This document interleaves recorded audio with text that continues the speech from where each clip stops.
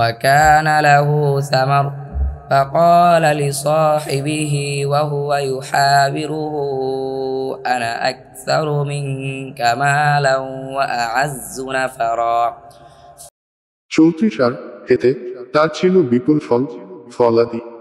তাই সে তার সঙ্গীকে কথায় কথায় বলল, সম্পদে আমি তোমার চেয়ে অধিক এবং জনবলেও অনেক শক্তিশালী।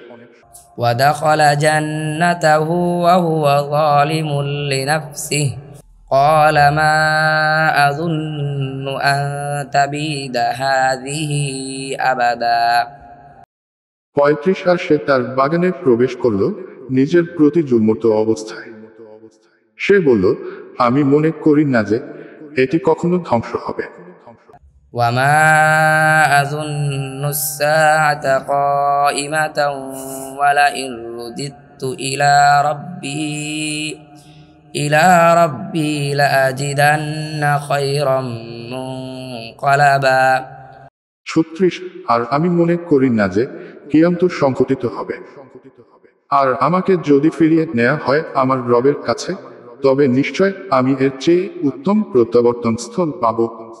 قال له صاحبه وهو يحاوره أكفرت